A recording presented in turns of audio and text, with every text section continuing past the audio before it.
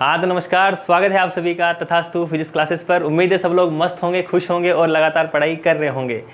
आज आपके सामने मैं क्लास 9th का चैप्टर नंबर 4 जिसका नाम है मोशन अराउंड अस या डिस्क्राइबिंग मोशन अराउंड अस, वो चैप्टर जिसके लिए मैं आपको वादा करके गया था। लास्ट अपना जो वीडियो था उसमें मैंने एक नई सीरीज़ चालू की थी जिसका नाम था अनंतम। उस अनंतम सीरीज़ के अंतर्गत मैं आज आपके लिए एक नया वीडियो जो क्लास 9 के लिए है वो लेके आया हूँ। आज अपन जानेंगे मोशन क्या होता है। आज हम पढ़ने वाले हैं कि रेस्ट और मोशन में क्या डिफरेंस है, क्या जो चीज़ें हम अपने आसपास देख रहे हैं, जैसे आप सभी लोगों ने देखा होगा अपने आसपास किसी बर्ड को उड़ते हुए, किसी कार को दौड़ते हुए, किसी ट्रेन को दौड़ते हुए, या फिर अपने आसपास आप लोगों ने बहुत सारे डस्ट पार्टिकल देखे होंगे। डस्ट पार्टिकल छोड़ो, आपने अपने आसपास धुआं देखा होगा। बोले सर धुआं धुआं कर दिया, धुआं धुआं मतलब धुआं, डस्ट पार्टिकल, स्मोक पार्टिकल आप लोगों ने देखे होंगे। तो ये स्मोक पार्टिकल या फिर जो डस्ट पार्टिकल जिनके बारे में आपसे मैं बात कर रहा हूँ, ये जो मोशन आप अपने अराउंड देख रहे हो, उसी मोशन के बारे में हम इस चैप्टर में पढ़ने वाले हैं। तो आज का जो अपना टॉपिक है, या फिर बोलूँ कि आज की जो अपनी हेडिंग है वो क्या रहने वाली है, मोशन। क्या रहने वाली है, मोशन। आज हम जानेंगे डिफरेंट टाइप के मोशन। और जो आपके चैप्टर में दिया है, आपके चैप्टर में जो मेनली मोशन दिया है वो कौन सा दिया है आपके चैप्टर में? आपके चैप्टर में सिर्फ 2 टाइप के मोशन के ऊपर ज़्यादा फोकस किया हुआ है। पहला तुम्हारा कौन सा है? Motion in a straight line. पहला कौन सा मोशन है तुम्हारा? Motion in a straight line. और दूसरा मोशन जो तुम्हें दिया है वो कौन सा दिया है? Uniform circular motion. कौन सा मोशन दिया है? Uniform circular motion. तो आइए शुरू करते हैं आपका एक लेक्चर। देखो आप देख पा रहे हो यहाँ पे लिखा है मोशन और रेस्ट। क्या लिखा है यहाँ पे? मोशन और रेस्ट। तो पहले हम जान लेते हैं कि मोशन की डेफिनेशन क्या होती है, मोशन अपन कहते हैं किसको है। तो यहाँ पे तुम्हारे सामने डेफिनेशन लिखी हुई है, इस डेफिनेशन को पढ़ो। अगर कोई भी ऑब्जेक्ट अपनी पोजीशन को चेंज करता है, क्या करता है? अपनी पोजीशन को चेंज मतलब अपनी जगह को बदलता है विथ रिस्पेक्ट टू टाइम और with respect to surrounding. With respect to time और विथ रिस्पेक्ट टू सराउंडिंग, तब अपन क्या बोलेंगे कि वो ऑब्जेक्ट, वो बॉडी या फिर वो चीज़ जिसे तुम देख रहे हो वो किस में है? मोशन में। अच्छा, दूसरी तरफ अगर अब रेस्ट की बात करें, ठीक है, रेस्ट की अगर अपन बात करते हैं, अगर कोई बॉडी या फिर ऑब्जेक्ट अपनी पोजीशन को टाइम की रिस्पेक्ट में या फिर सराउंडिंग रिस्पेक्ट में चेंज नहीं करता है, तो उसको अपन क्या बोलेंगे कि वो बॉडी कहाँ पे है? अभी रेस्ट में। कहाँ पे है? अभी रेस्ट में। अब आप सब लोग जो देख रहे हैं अभी इस वीडियो को, वो ये बताओ कि तुम लोग मोशन में हो या फिर रेस्ट में? कहाँ हो तुम लोग? मोशन में हो या फिर रेस्ट में? अच्छा, सराउंडिंग का मतलब क्या? सराउंडिंग का मतलब क्या? जैसे मैं अभी खड़ा हूँ तो मेरे पीछे क्या है? मेरे सराउंडिंग में क्या है? अभी मेरे सराउंडिंग में बोर्ड है। क्या है मेरे सराउंडिंग में? बोर्ड। तो अगर मैं इस बोर्ड की रिस्पेक्ट में अपनी पोजीशन को बदल लूँ, क्या किया मैंने? इस बोर्ड की रिस्पेक्ट में मेरे अपनी पोजीशन को बदल लिया, इसका मतलब मैं कहाँ आ गया हूँ? अभी मोशन में। कहाँ आ गया हूँ मैं? अभी मोशन में। और अगर मैं इस बोर्ड की रिस्पेक्ट में अगर मैंने अपनी पोजीशन को नहीं बदला तो कहाँ हूँ मैं? अभी रेस्ट में। कहाँ हूँ मैं? अभी रेस्ट में। अच्छा, तो मोशन और रेस्ट हमें समझ में आ रहा है कि मोशन क्या होता है कि अपनी जगह को बदल लेना टाइम के साथ। रेस्ट क्या होता है? अपनी जगह को नहीं बदलना टाइम के साथ, जिसको अपन बोल रहे हैं रेस्ट। अच्छा, तो इसके साथ हमारे दिमाग में एक क्वेश्चन आना चाहिए, क्या जो मोशन या फिर जो रेस्ट हम देख रहे हैं, जिस भी बॉडी का हम मोशन देख रहे हैं, जिस भी बॉडी का हम रेस्ट देख रहे हैं, क्या एक्चुअल में वैसा है? क्या वो बॉडी सच में मोशन में है या फिर सच में रेस्ट में है वो? तो अब ये बात किस पे डिपेंड करती है? देखो भाई साहब आगे, भाई साहब के क्वेश्चन मार्क लगाया है कि जिस भी बॉडी को हम देख रहे हैं, यहाँ पे लिखा हुआ है आपके सामने कि जिस भी बॉडी को हम देख रहे हैं, क्या वो एक्चुअल में रेस्ट में है, मोशन में है? अब हम कैसे पता करेंगे वो रेस्ट में है, मोशन में? तो देखो, इसका सिंपल सा जवाब ये है कि किसी भी बॉडी का रेस्ट या फिर मोशन, जिसकी बात करते हैं अपन रेस्ट की या फिर मोशन की अगर अपन बात करते हैं, तो वो रेस्ट और मोशन डिपेंड करता है किस पे? डिपेंड करता है ऑब्जर्वर पे। किस पे डिपेंड करता है?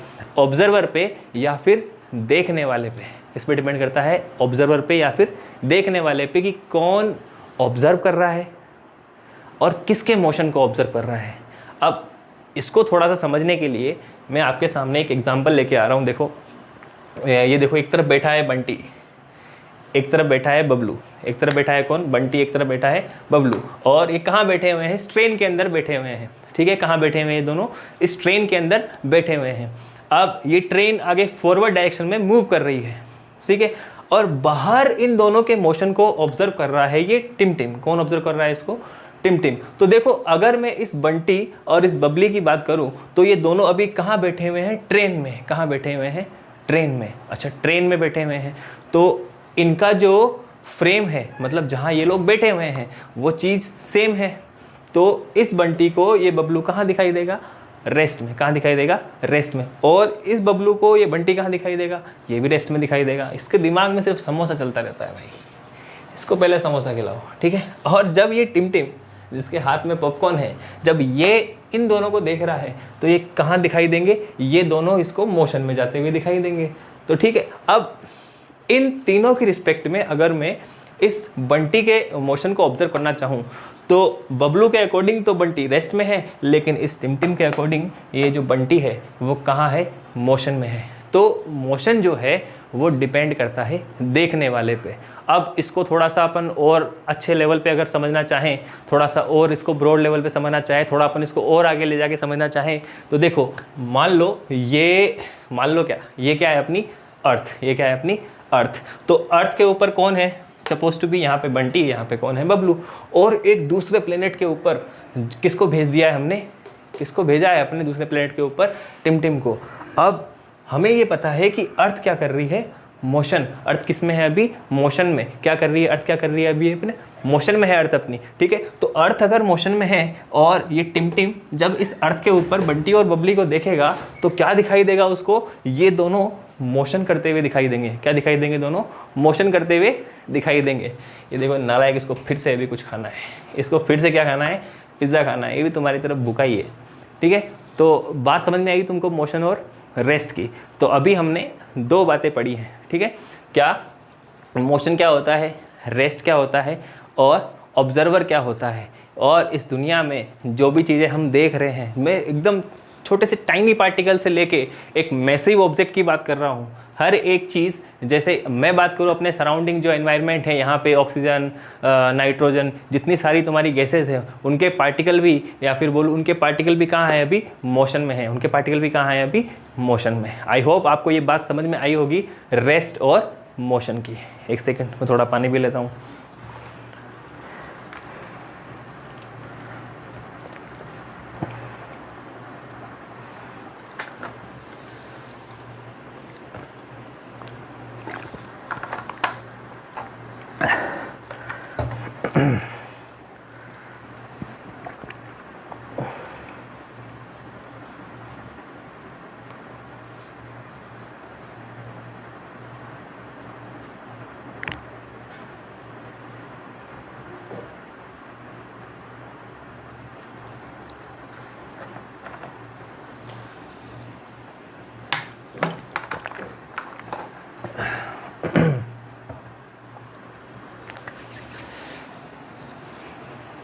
हाँ, तो अब देखो, अगर मैं डेली लाइफ के एग्जाम्पल की बात करूँ तुम्हारे मोशन की, जो तुम अपने अराउंड देखते हो, जैसे सभी लोगों ने बास्केटबॉल खेली है, तो अपन बास्केटबॉल में जब बॉल को थ्रो करते हैं तो वहाँ पे जो तुम्हारा मोशन आता है उसको अपन बोलते हैं प्रोजेक्टाइल मोशन। क्या बोलते हैं उसको? प्रोजेक्टाइल मोशन, ठीक है। अगर कोई ऑब्जेक्ट एक स्ट्रेट पाथ में मूव कर रहा है, मतलब अपनी लाइन में एक सीधे सीधे पाथ में अगर मूव कर रहा है, तो उसको अपन बोलते हैं क्या? Straight line motion. क्या बोलते हैं उसको? स्ट्रेट लाइन मोशन बोलते हैं, ठीक है। अगर कोई मोशन हो रहा है तुम्हारा, क्या सर्कुलर पाथ में हो रहा है? कैसे हो रहा है? सर्कुलर पाथ में हो रहा है, तो इसको अपन बोलते हैं क्या? Circular motion. और तुम लोगों ने सभी ने स्विंग देखा है, झूला खाया है सभी लोगों ने, हाँ, तो उसी झूले की बात कर रहा हूँ।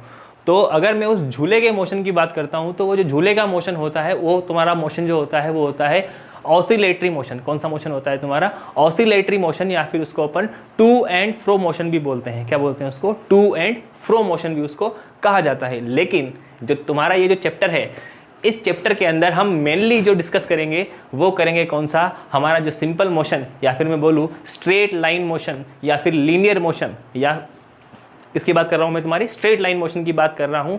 और दूसरा जो मोशन होगा, दूसरे मोशन में हम डिस्कस करेंगे खाली कौन सा? Circular motion. तो देखो, तुम्हारा जो पहला मोशन है, जो पहले मोशन की अगर मैं बात कर रहा हूँ, वो तुम्हारा कौन सा है? लीनियर मोशन या फिर स्ट्रेट लाइन मोशन, क्या बोलते हैं इसको, लीनियर मोशन या फिर स्ट्रेट लाइन मोशन।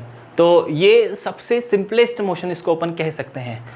तुम सभी लोग ने ओलंपिक के अंदर जो वो तैरने वाले होते हैं वो तुमने देखे हैं, वो एक स्ट्रेट लाइन में उनका अलग अलग सेक्शन होता है, उसके अंदर क्या करते हैं वो लोग, मूवमेंट करते हैं। तो उस मोशन को अपन कौन सा मोशन कह सकते हैं कि ये स्ट्रेट लाइन मोशन है। हम ट्रेन को मूव देखते हैं कि ट्रेन हमारी जो कैसे मूव करती है, एक पटरी के ऊपर स्ट्रेट पाथ में मूव करती है। तो ट्रेन के मोशन को अपन क्या कह सकते हैं कि स्ट्रेट लाइन मोशन है। कहीं कहीं पटरियों का घुमाव, उसको अपना ट्रैक चेंज करना होता है, तो फिर वहाँ पे मोशन थोड़ा सा वो थोड़ा क्या बोलते हैं उसको सांप जैसा मोशन हो जाता है। ठीक है, कौन सा मोशन है, सांप जैसा मोशन, या फिर कर्वी लीनियर मोशन हो जाता है। क्या होता है तुम्हारा, कर्वी लीनियर मोशन भी अपन उसको कह सकते हैं। लेकिन ओवरऑल जो ट्रेन तुम्हारी मोशन करती है वो कैसा मोशन होता है तुम्हारा, स्ट्रेट लाइन मोशन। क्या बोलते हैं तुम्हारा, स्ट्रेट लाइन मोशन। ठीक है, तो ये बात थी तुम्हारी किसकी, लीनियर मोशन की, स्ट्रेट लाइन मोशन की, या फिर मैं वन डायमेंशन मोशन भी इसको कह सकता हूँ। ठीक है, तो यहाँ तक का अपना जो पार्ट खत्म हुआ है जिसमें हमने पढ़ा है क्या, सिंपल मोशन तक अपन पहुँच गए हैं, स्ट्रेट लाइन मोशन की अपन ने यहाँ पे बात कर ली है। अब देखो इसके बाद हम पढ़ेंगे क्या, डिस्टेंस और डिस्प्लेसमेंट। भाई मोशन तो हमने पढ़ लिया, अब मोशन पढ़ने के बाद में जब कोई चीज़ मूव करेगी तो क्या आएगा, उसकी पोजीशन में चेंज आएगा, और जब पोजीशन में चेंज आएगा तो वहाँ पे दो टर्म आती है जिसको अपन बोलते हैं क्या, डिस्टेंस और डिस्प्लेसमेंट। तो अब हम नेक्स्ट बात क्या करेंगे यहाँ पे, डिस्टेंस और डिस्प्लेसमेंट की। और डिस्टेंस और डिस्प्लेसमेंट पे जाने से पहले एक छोटी सी बात जो आपकी एनसीईआरटी के कोने में दे रखी है, स्केलर और वेक्टर क्वांटिटी, मैं उस स्केलर और वेक्टर क्वांटिटी के बारे में थोड़ी सी बातें आपको बताना चाहूँगा। ठीक है, तो देखो अगला टॉपिक तुम्हारा क्या है यहाँ पे, स्केलर और वेक्टर क्वांटिटी। स्केलर और वेक्टर क्वांटिटी को बढ़िया चार्ट बनाया हुआ है तुम्हारे, तुम इस चार्ट को आराम से उतार सकते हो, देख सकते हो इसको। मैं तुम्हें सिंपल वर्ड में दो बातें बता देता हूँ स्केलर और वेक्टर क्वांटिटी के बारे में। ठीक है, स्केलर क्वांटिटी का मतलब ये है कि ऐसी फिजिकल क्वांटिटी जिसका एक न्यूमेरिकल वैल्यू हो, क्या हो, जिसका एक न्यूमेरिकल वैल्यू और साथ में उसके यूनिट हो। मतलब सर क्या बोल रहे हो, कौन सी न्यूमेरिकल वैल्यू, क्या क्या, इधर देखो एग्जांपल, जैसे एग्जांपल दिया है टेम्परेचर। क्या दिया है तुमको एग्जांपल, टेम्परेचर। तो अपन टेम्परेचर मेजर करते हैं, जैसे मान लो जैसे मैंने बोल दिया कि ना 273 केल्विन। क्या बोला यहाँ पे मैंने, 273 केल्विन। तो 273 यहाँ पे क्या है, एक न्यूमेरिकल वैल्यू, और केल्विन यहाँ पे क्या है, उसकी यूनिट। तो अगर न्यूमेरिकल वैल्यू और यूनिट का एक कॉम्बिनेशन तुमको दे रखा है, सिर्फ ये दे रखा है, हमें डायरेक्शन से कोई लेना देना नहीं है अगर किसी क्वांटिटी में, तो ऐसी क्वांटिटी को अपन कहते हैं क्या, स्केलर क्वांटिटी। क्या कहते हैं उसको, स्केलर क्वांटिटी। समझ में आ गई बात। एग्जाम्पल तुम्हारे सामने लिखे हुए हैं यहाँ पे, स्केलर क्वांटिटी के डिस्टेंस हो जाएगा, टेम्परेचर हो जाएगा। ठीक है, ऐसे ही तुम्हारा मास हो जाएगा। ये सब किस में आती है, तुम्हारी स्केलर क्वांटिटी में आता है। ठीक है, समझ में आ गई बात। अब इसका जस्ट ऑपोजिट कौन सी आती है तुम्हारी, वेक्टर क्वांटिटी। क्या आती है तुम्हारी यहाँ पे, वेक्टर क्वांटिटी। अब अगर मैं वेक्टर क्वांटिटी की बात करूँ तो वेक्टर क्वांटिटी का क्या मतलब है कि न्यूमेरिकल वैल्यू तो होगी उसके साथ में, न्यूमेरिकल वैल्यू प्लस यूनिट, और प्लस उसमें अगर अपन डायरेक्शन और ऐड कर दें, क्या ऐड कर दें, डायरेक्शन और ऐड कर दें, तो उसको अपन बोलते हैं क्या, वेक्टर क्वांटिटी। जैसे मैंने बोला 2 मीटर, तो 2 मीटर ये खाली क्या है, तुम्हारा स्केलर है। तो 2 मीटर नॉर्थ अगर मैंने ऐसे लिख दिया, इसका मतलब क्या ऐड कर दी मैंने, उसमें डायरेक्शन ऐड कर दी, तो इसको अपन बोलते हैं क्या, कि ये एक वेक्टर क्वांटिटी है। कैसी क्वांटिटी है ये, एक वेक्टर क्वांटिटी। समझ में आई बात। एग्जाम्पल, जैसे मैं फोर्स की बात कर लेता हूँ, किसकी बात कर लेता हूँ, फोर्स। जब भी अपन किसी चीज़ को पुश करते हैं तो पुश करने पे क्या आता है, एक डायरेक्शन आती है, उस डायरेक्शन में बॉडी क्या होती है, पुश होती है। जब अपन किसी चीज़ को पुल करते हैं तो पुल करने पर भी क्या होता है, उस बॉडी पे एक फोर्स लगता है, और वो फोर्स किसी पर्टिकुलर डायरेक्शन में लगता है। और उस फोर्स जो हमने फोर्स लगाया है उसका कोई मेजरमेंट भी होता होगा कि हमने 2 न्यूटन लगाया है, 3 न्यूटन लगाया है, 4, 5, 6, 7, 8 वॉटेवर जो भी हमने न्यूटन लगाया है, वो क्या हो जाता है, उसका मैग्नीट्यूड। तो मैग्नीट्यूड प्लस डायरेक्शन, अगर दो चीज़ें कहीं पे आ रही है तो उसको अपन क्या कहते हैं, वेक्टर क्वांटिटी। ठीक है, अरे तुम्हारी मोटी बुद्धि में बात घुस रही है, नहीं घुस रही, मतलब पढ़ाया जाओ, सब घुस रहा है हमारे दिमाग में। ठीक है, अब ये बात होगी स्केलर और वेक्टर की। ये चार्ट इसको देख के तुम लोग लिख लोगे यहाँ पे जो भी लिखा हुआ है वो। ठीक है, अब नेक्स्ट अपन बढ़ते हैं आगे बढ़ते हैं और आगे देखते हैं तुम्हारा डिस्टेंस और डिस्प्लेसमेंट। डिस्प्लेसमेंट। तो डिस्टेंस और डिस्प्लेसमेंट, इसका भी एक चार्ट बनाया हुआ है तुम्हारे सामने। यहाँ पे एक तरफ लिखा हुआ है डिस्टेंस और एक तरफ क्या लिखा हुआ है यहाँ पे डिस्प्लेसमेंट। क्या लिखा हुआ है एक तरफ डिस्प्लेसमेंट। तो सबसे पहले अगर मैं डिस्टेंस की बात करूँ, किसकी बात करूँ, डिस्टेंस की, तो मैं ये कह सकता हूँ कि जितना पाथ हम चलते हैं या फिर जितना पाथ कोई भी ऑब्जेक्ट चलता है ना, तो जितना वो पाथ उसने कवर किया है, तो टोटल उस पाथ की जो लेंथ होती है उसको अपन क्या कहते हैं, डिस्टेंस। क्या कहते थे उसको, डिस्टेंस। अच्छा डिस्टेंस को अगर हमें मेजर करना होगा तो डिस्टेंस की जो SI यूनिट होती है वो क्या होती है, मीटर। क्या होती है, मीटर उसकी SI यूनिट होती है, जिसको अपन स्टैंडर्ड यूनिट बोलते हैं। ठीक है, उससे अपन क्या करते हैं, इसको मेजर कर लेते हैं। ठीक है, फंडामेंटल यूनिट है तुम्हारी क्या, मीटर, डिस्टेंस को मेजर करने की या फिर लेंथ को मेजर करने की। ठीक है, डिस्टेंस जो है वो स्केलर क्वांटिटी होती है। कैसी क्वांटिटी होती है, स्केलर क्वांटिटी। जैसे यहाँ पे तुम्हारे सामने एक डायग्राम बना के दिया है, यहाँ पे इस कोने पे ये राहुल खड़ा है, ये क्या कर रहा है, ये इस स्क्वायर के ऊपर क्या कर रहा है, यहाँ पे ये चक्कर लगा रहा है। तो इससे पूछा है कि इसने A पॉइंट चलना चालू किया और एक साइड जो स्क्वायर की है वो 100 मीटर दे रखी है, और A पॉइंट से इसने चलना चालू किया और वापस कहाँ पहुँच गया है, ये A पॉइंट पे पहुँच गया है। तो इसके द्वारा टोटल कितनी डिस्टेंस कवर की है, तो हम जोड़ देंगे सारी डिस्टेंस को, तो क्या आ जाएगी, वो लेंथ की अपनी स्क्वायर की लेंथ को जब अपन जोड़ देंगे तो क्या आ जाएगी हमारे सामने, डिस्टेंस आ जाएगी। क्या आ जाएगी हमारे सामने, डिस्टेंस। अच्छा, डिस्टेंस क्या ज़ीरो हो सकती है क्या, नहीं, डिस्टेंस कभी भी ज़ीरो नहीं हो सकती। डिस्टेंस कभी भी ज़ीरो नहीं हो सकती। डिस्टेंस हमेशा कैसी रहेगी, पॉजिटिव रहेगी, और कभी भी क्या नहीं होगी, डिस्टेंस ज़ीरो नहीं होगी। ये बात तुमको ध्यान रखनी है। ठीक है, अच्छा, फिर आती है तुम्हारी क्या, डिस्प्लेसमेंट। फिर क्या आता है, डिस्प्लेसमेंट। तो जो डिस्प्लेसमेंट होता है, डिस्प्लेसमेंट का मतलब क्या, डिस्प्लेसमेंट का मतलब मैं ये कह सकता हूँ कि दो पॉइंट के बीच का शॉर्टेस्ट पाथ, दो पॉइंट के बीच का शॉर्टेस्ट पाथ। जैसे यहाँ पे ये घर दे रखा है, यहाँ पे ये लाइब्रेरी दे रखी है। ठीक है, ये घर और लाइब्रेरी के बीच का जो सबसे छोटा पाथ है, जो सबसे शॉर्टेस्ट पाथ है, उसको अपन क्या बोलते हैं, डिस्प्लेसमेंट। क्या बोलते हैं, डिस्प्लेसमेंट। या फिर मैं ये बोलूँ कि इनिशियल और फाइनल पोजीशन के बीच में जो मिनिमम डिस्टेंस होती है, इनिशियल और फाइनल पोजीशन के बीच में जो लीस्ट डिस्टेंस होती है, उसको क्या कहा जाता है, डिस्प्लेसमेंट कहा जाता है। क्या कहा जाता है उसको, डिस्प्लेसमेंट। डिस्प्लेसमेंट जो होती है वो वेक्टर क्वांटिटी होती है। कैसी क्वांटिटी होती है, वेक्टर क्वांटिटी होती है। और मैं ये कहूँ कि जो डिस्प्लेसमेंट होता है, क्या होता है तुम्हारा, जो डिस्प्लेसमेंट होता है वो ज़ीरो भी हो सकता है। क्या हो सकता है, डिस्प्लेसमेंट ज़ीरो। बोले सर ज़ीरो कैसे हो सकता है, अब ज़ीरो ऐसे हो सकता है, जैसे ये यहाँ पे देखो, ये था तुम्हारा राहुल था, कहाँ था, ये A पॉइंट पे था, A पॉइंट से घूम के वापस कहाँ आ गया, A पॉइंट पे।